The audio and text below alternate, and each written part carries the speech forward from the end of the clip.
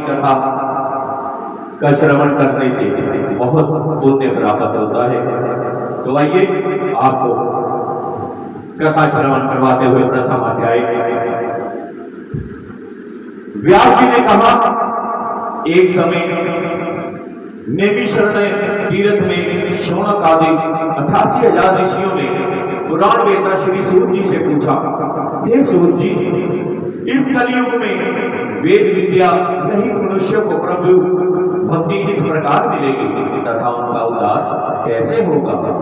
हे मुनि श्रेष्ठ, कोई ऐसा व्रत अथवा तप कहिए जिसके करने से थोड़े ही समय में पुण्य प्राप्त हो तथा मनवांछित फल मिले।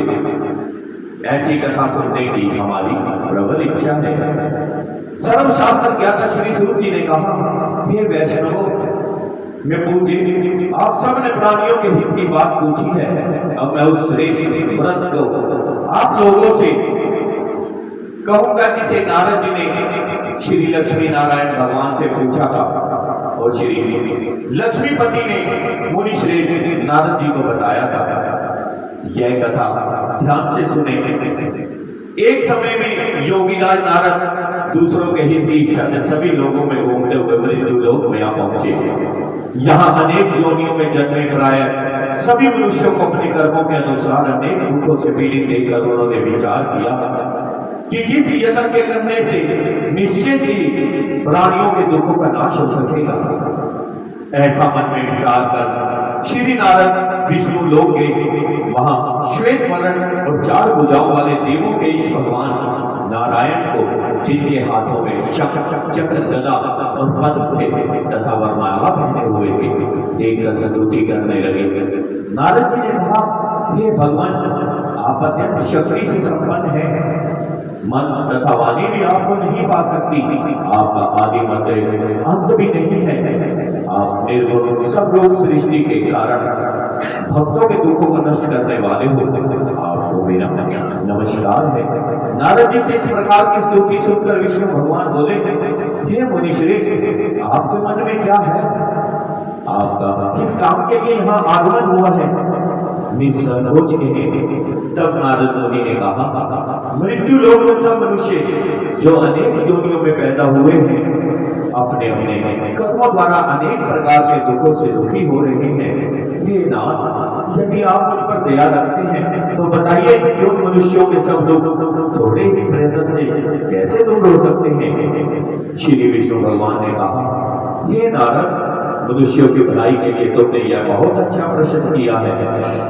जिस व्रत के करने से मनुष्य मोह से छूट जाता है, यह व्रत मैं तुमसे कहता हूं, सुनो। बहुत पुण्य देने वाला है। स्वर्ग तथा मृत्यु लोक दोनों में दुर्लभ है। एक उत्तम व्रत है जो आज मैं प्रेम होकर तुमसे कहता हूँ। श्री सत्यनारायण भगवान का यह व्रत विधि विधान पूर्वक संपन्न करके मनुष्य इस धरती पर सुख भोग कर मरने पर मोक्ष को प्राप्त होता है। श्री विष्णु भगवान के वचन सुनकर नारद मुनि बोले, हे भगवान, उत्तम व्रत का फल क्या है? क्या विधान है?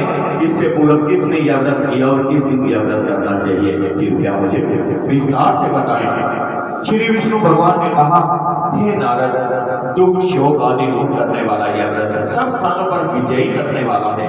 भक्ति और श्रद्धा के साथ किसी भी दिन मनुष्य श्री सत्यनारायण भगवान की संध्या के समय ब्राह्मणों और वधुओं के साथ धर्मपरायण होकर पूजा करें। भक्ति भाव से नैवेद्य, केले का फल, शहद, घी, शक्कर अथवा गुड़, दूध और गेहूं का आटा, स्वाया लेवें। गेहूं के अभाव में साठी का चूर्ण भी ले सकते हैं। इन सब को भक्ति भाव से भगवान को अर्पण करें। बंधु बांधवों से ब्राह्मणों को भोजन कराएं। इसके पश्चात स्वयं भोजन करें। रात्रि में नाम संकीर्तन आदि का आयोजन कर श्री सत्यनारायण भगवान का स्मरण करते हुए समय व्यतीत करें। इस तरह जो मनुष्य व्रत करेंगे उनका मनोरथ निश्चय ही पूर्ण होगा। हे भक्तराज, तुमसे तो विकराल कालिकाल के कर्म छिपे नहीं है। खान पान और आचार विचार को चाहते हुए भी पवित्रता न रख पाने के कारण, क्योंकि जीव मेरा नाम स्मरण करने से अपना लोक परलोक संवार सकेंगे। इसलिए विष्णु रूप से काली काल में मृत्यु लोक से यही एक लघु और आसान उपाय है, जिससे अल्प समय और अल्प धन में प्रत्येक जीवन को महान पुण्य प्राप्त हो सकता है। इस तरह श्री सत्यनारायण व्रत कथा का प्रथम अध्याय संपूर्ण हुआ। श्रीमन्नारायण नारायण हरि हरि